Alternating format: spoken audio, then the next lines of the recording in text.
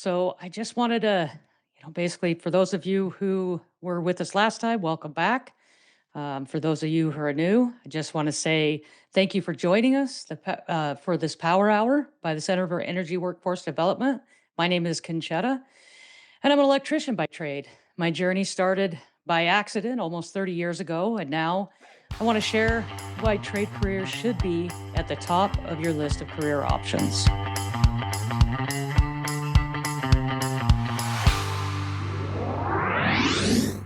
Just a little bit of a recap. Last time we spoke to a group of women who are part of the workforce like no other. We had a line worker, operating engineer, laborer, all working within the construction and energy industries. These women were leaders in their industry and within their unions. And then this week, we're switching it up a little bit. We're still working with a leader in the industry, but this leader has a different perspective. She knows what she's talking about and has insight from the role of a contractor.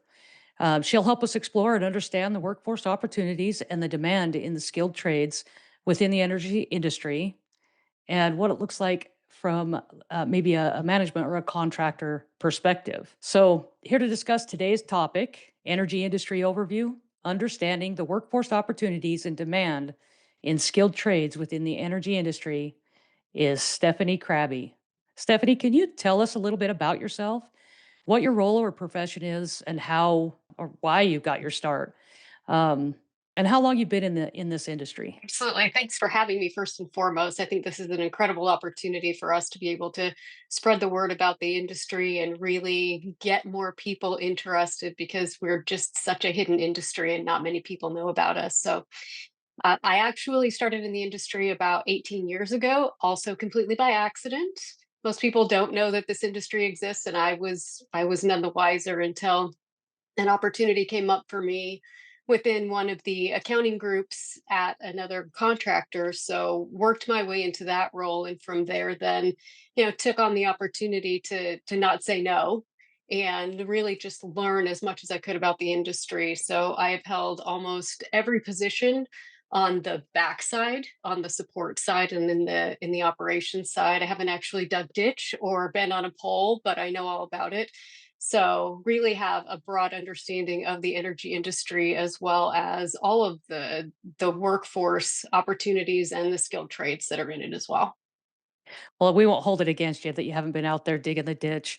I tell people all the time, and I'm sure that the people that are on these webinars with us will hear me say over and over again, it's a team sport. Nobody's out there doing this work alone. It takes all of us. There's just too much to it. So you're part of the team. So, for the purpose of this discussion, how would you define the energy industry? It's such a broad question at the end of the day, right? Because there's so much to it. It involves the production and generation of electric, it's natural gas, it's oil, it's even coal at this point, because we know coal for the time being is not going away. It's nuclear, and it's all of our renewable industries as well. So you've got wind, you've solar, geothermal, the new happenings with the hydrogen side of the industry. And even if you look at it from a much more broad perspective, you're looking at electric vehicles and how that impacts the industry, and really utilizing same type of skill sets just in a different way, looking at all of those motor vehicles and again components that rely on evolving energy technologies, battery energy storage for AI and all of those things as well. So it's a really broad industry with so many different opportunities in it and so many different facets. Basically, what you're telling me is we're going to have to repeat things several times because there's no way anybody's going to catch every little thing every time. So, we're going to be talking about a lot of those same talking points throughout the webinar as we go through. But we'd also like we're talking all of those things, but also building the infrastructure that generates the power, regardless of how it's the sources such as the oil and coal and nuclear that you mentioned, the transmission and distribution, or what we usually hear as T&D, but transmission and distribution of that power. Um, and you mentioned the storage.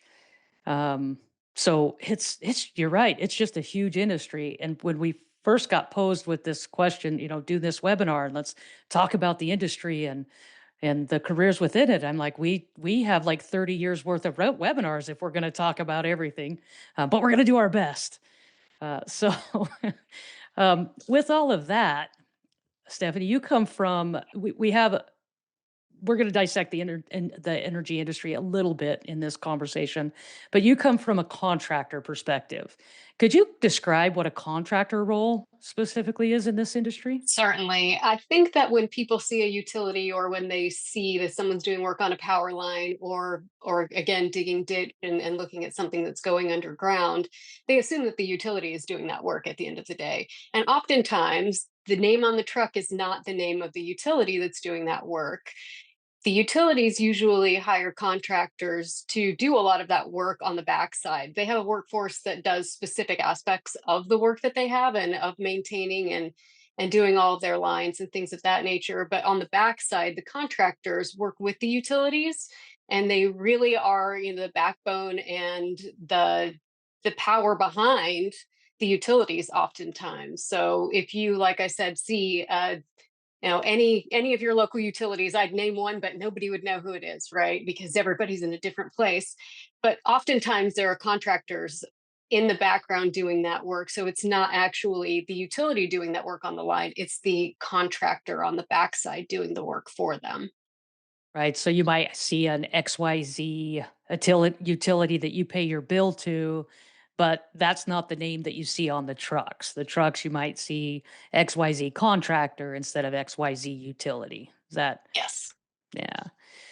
I know I look at every one of those trucks, but that's mostly because I'm seeing if I know anybody working out there.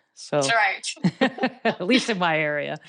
Um, and so when we're talking, but there's more to it that a contractor provides because there's a lot that goes into that work. And I know earlier in conversation you talked about everything from the workforce out there digging the trenches, like you said, or setting the poles, or whatever that may be, to project management and everything else that goes with it. So the contractors play a huge, huge role. So at this point, I just kind of want to take a little bit of a step back and just remind everybody what we're talking about career wise. We're talking about skilled trade specifically. So when we're talking about skilled trade, we're talking about a career path that you're going to go out there.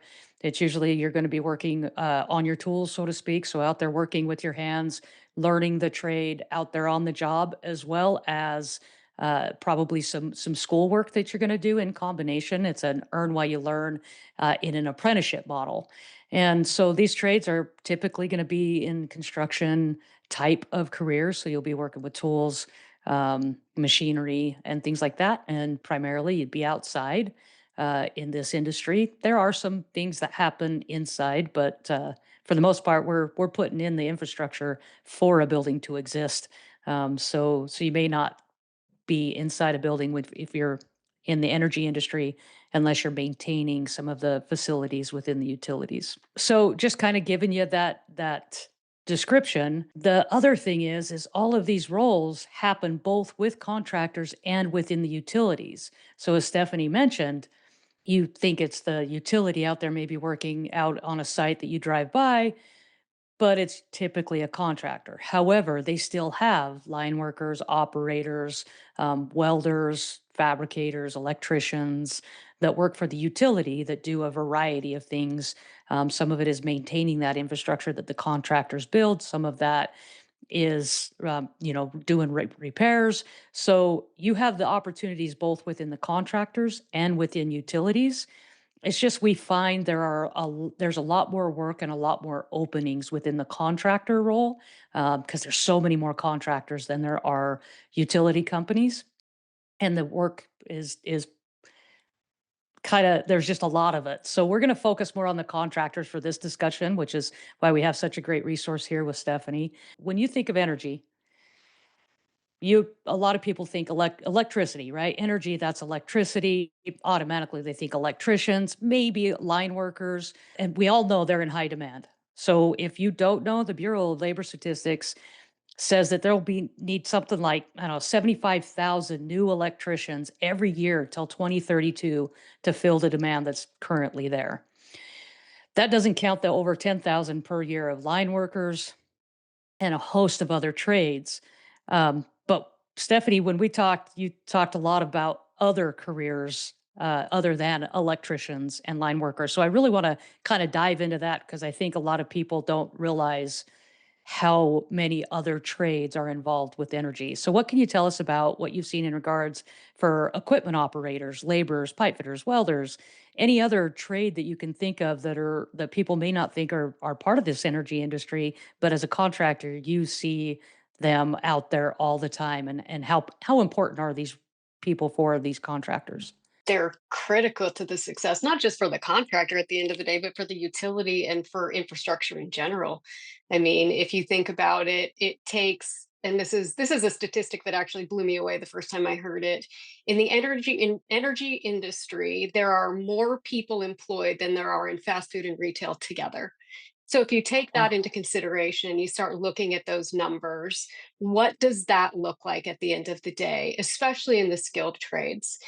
There are so many people that have in the past worked on farms and things of that nature, so they have a lot of equipment experience. It may not be on the same equipment that we utilize, but it is very similar equipment, and it's easier for them to learn at the end of the day.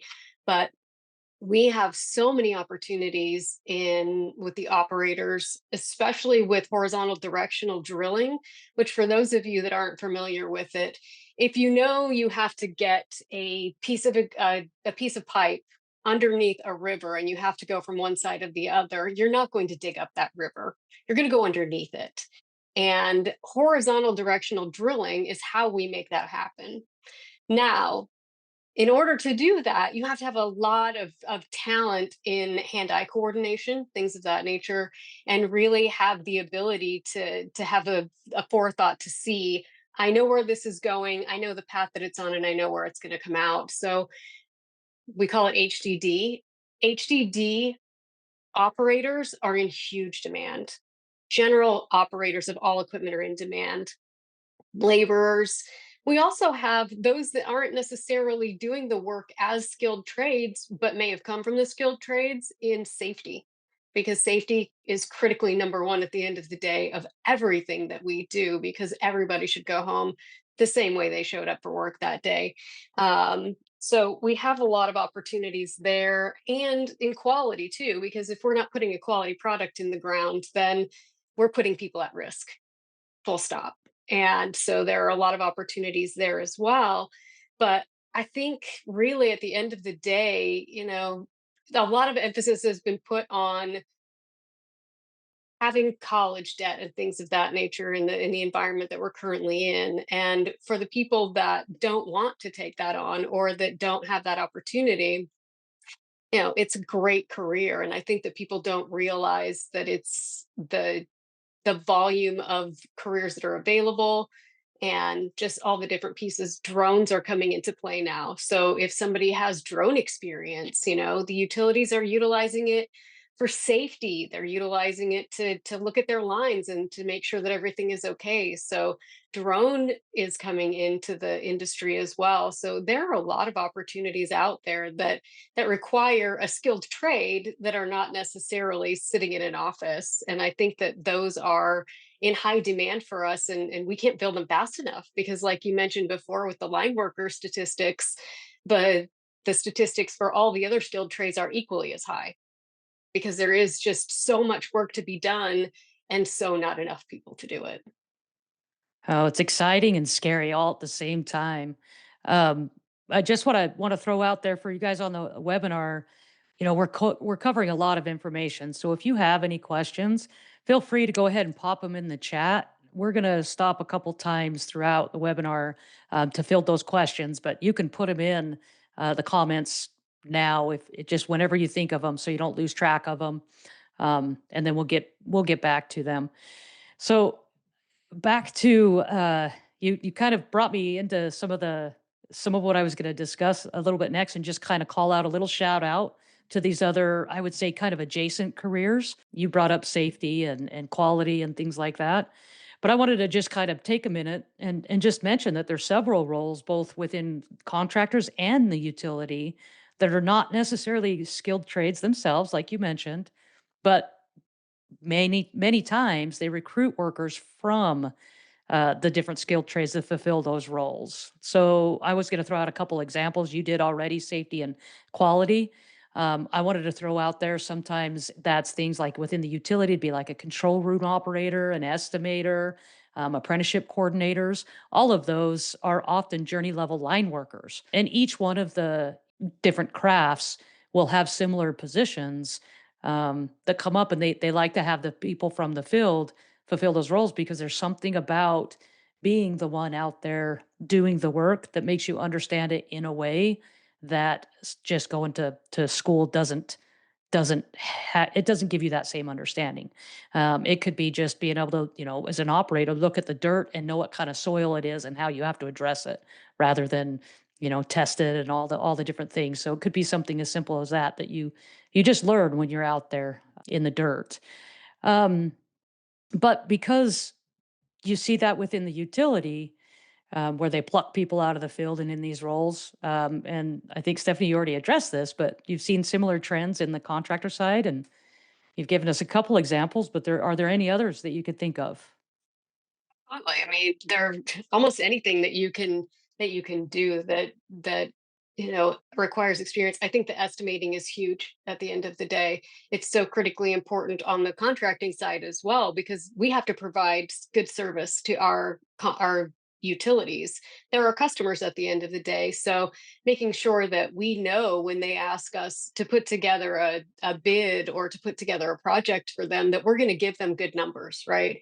And understanding what that work entails is critically important at the end of the day. So somebody coming from the field in an estimating role is highly valuable. Same with project management, because at the end of the day, if somebody has never run a project before and they've never seen the work, then it's very difficult to walk onto a project in the utility space and go, "Oh yeah, this is familiar. I know what this looks like," because most people haven't seen it. And so having that field experience going into project management even is highly valuable. I think that, as people continue to climb the ladders and they come out of the field, those are some of the roles. And, it's just really looking at all of the different aspects and even training at the end of the day. I mean, who better to be a technical trainer than somebody that's come from the field and knows what it is and how it works? Who better to qualify people to be in the field than somebody that's actually done the work and knows what it takes to successfully be in the field? Yeah, I bring it up because that was kind of what happened to me. I thought I was going to go to college, and that didn't happen. And then I became an electrician, but I still found the need for college later for my career. But you had brought up how the college debt. So I actually used being a journey worker electrician, journeyman is what I'm used to saying, electrician, and actually help pay for some additional college so I could kind of be some other things, project manager, things like that, and see what the industry looks like from that side. So I want people to know out there that where you start in this industry is not always where you finish, and quite often there's just so many segues into other careers. But I'll tell you honestly that where you start is 99% of the time not going to be where you end up, right? Even if you Right. think that's where you're going to end up, or you think that that's it for you, something will come along and grab your interest, and you'll be like, "Hey, wait, I Yep. want that." Or, "Hey, that seems interesting to me." I think that that's just not just human nature, but I think that this industry is just so fascinating that people get in it and then they're like, "Oh, look at all of these other things. There are all of these other opportunities out there." And again, we don't have enough time to tell everybody what those opportunities are. You'll find them when you get there, right? Yeah, Um, absolutely.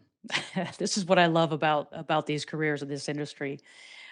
So we've talked about a lot of different things, but is it fair to say at this point that contractors and the utilities are often competing for the same people where the skilled trades are concerned? Without question. I mean, we beg and borrow from each other so often, and that doesn't help us solve the problem at the end of the day.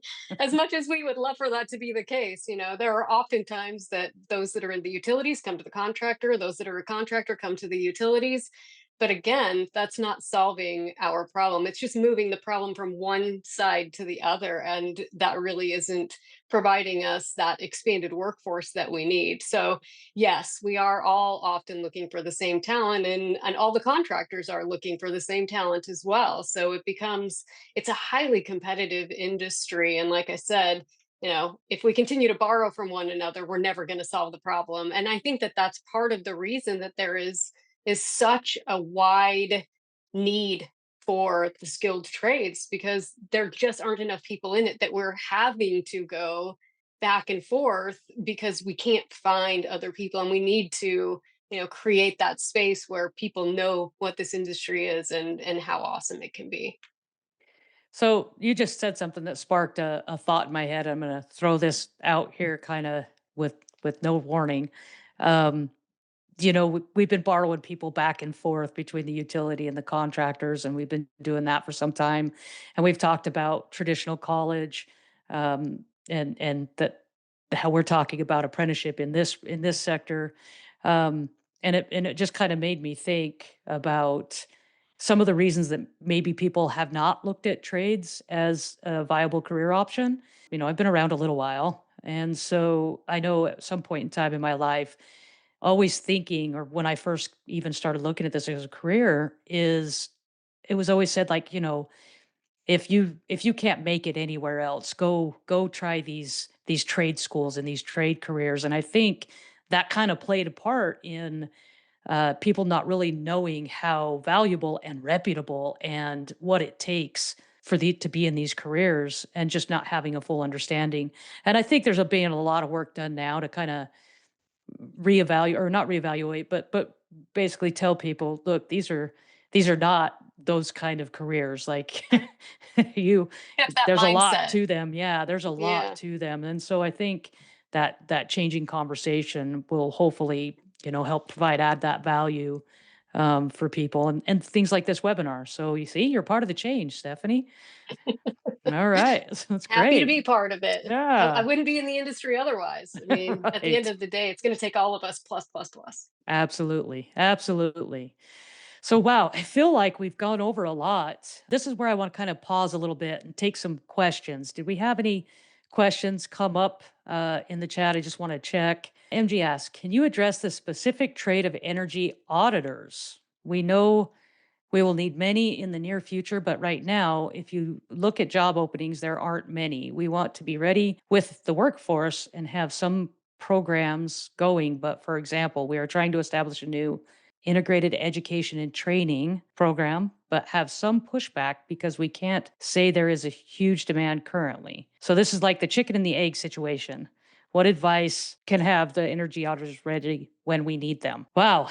Um, Can I'm we ask for actually clarification on that yeah, I'm not question? actually Because sure what an energy auditor, what we're referring to. yeah, are we talking about those that are going into homes as part of the utility that are working for the energy efficiency, or what are we looking at as far as, okay, all Yes, right. yes. Thank All you for the right, quick all response. right. All right. That's perfect. So we're Yes. so Go we're ahead. looking for the people that are going into the homes for the energy auditing. Is this something that you're familiar with, Stephanie, or I'm not as okay? familiar with it, but I do know that the utilities are starting to look at that. And I know that there are a lot of programs out there that the utilities provide that say, hey, if you use energy efficient windows or energy efficient X, Y, and Z, that there are opportunities out there to get credits and things of that nature. I don't know a ton about the energy auditors. Look at us. We're learning new things too at the end of the Yeah, day. One more one it's more thing we didn't know, right? there's just a lot out there. I would say when I'm looking at stuff like that, and just working in some of the avenues that I've worked in, and been a customer, right, an energy customer. I think I see a lot of the energy auditing happening from if we're talking residential, from the contractors. The contractors are going to be the ones that are going to drive. That's the business we want to get into. There's a lot of, it's a lucrative business, but it's good for the consumer because it's to help them, save on energy costs. And I think what's going to drive a lot of that is understanding, because there's such a high energy demand that we'll talk about a little bit later, and the things driving those, they have to conserve in other areas. So I think energy to answer the question the best that I can. I think you'll have contractors that will drive what that education is going to look like and what that need is going to be. But I'm gonna say, and it might just be because, I'm an electrician and I think electricians are the ones that should do that job, right? So I'm gonna say that by far, you probably got more education going already without knowing it within the trades themselves. So an electrician can go in and take a look at, use an IR gun, see where they're losing, if a breaker's not functioning properly, all sorts of things can happen there. How do I get started? I am currently working as a teacher, but would like to see where I might be a fit. I love physical work, but have no idea where to get started. I would suggest, and we'll probably have some links in the chat, but I would suggest looking for a pre apprenticeship program in your area.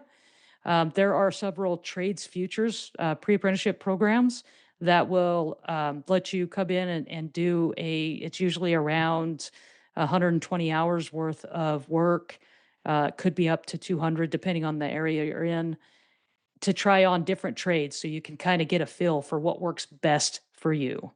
So yeah, so a couple good questions there. I think we're going to kind of move on now, but just keep those questions coming. We're going to stop again at the end and give you a little bit more time. You might learn a little bit more about some stuff as we go through the rest of our discussion, and maybe I can throw in a little bit more answers that you don't even know you need the questions yet.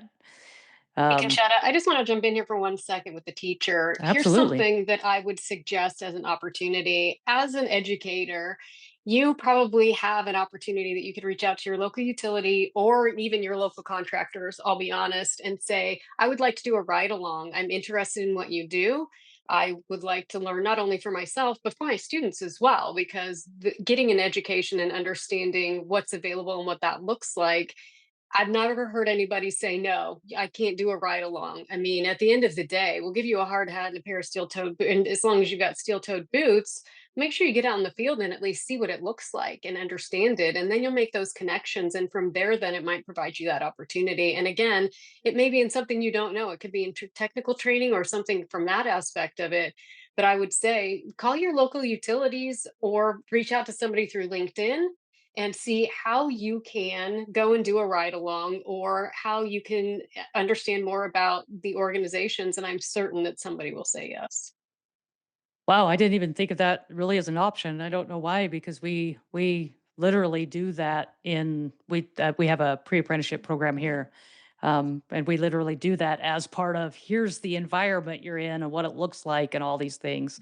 But I never thought about like a ride along um, from a utility or or that. So that's a great suggestion. I'm glad. See, we have you here for a reason. Part of the team. Part of the team. One more question, and then we're going to move on. So, my name is Amanda. I'm a workforce development specialist with the Urban League's Save Our Sons and Sisters program. I help oversee our energy grant and joined to gain a better understanding of the different roles within the energy field. My goal is to connect our clients with employment and apprenticeship opportunities. This information has been very helpful. Well, Amanda, I'll tell you, we're not going to get to everything in this one webinar, so please keep coming back because here in a little bit later, future webinars, we're going to talk about exactly what that path to apprenticeship really looks like, and some different things that you can do depending on your area and places that you can go to learn more about those opportunities. So just keep coming to the webinars because, again, there's just so much. We can't get it all in one. Thank you for joining us for part one of Energy Industry Overview, where we've discussed the demand and the skilled trades in the energy industry. Join us next week for part two, where we dive in a little deeper. Thank you for joining Power Hour. Join our live Power Hours at higherpower.org. Share Higher Power with anyone considering energy industry careers. And don't forget to subscribe. You can also listen to Higher Power wherever you get your podcasts and join us next week for another Power Hour.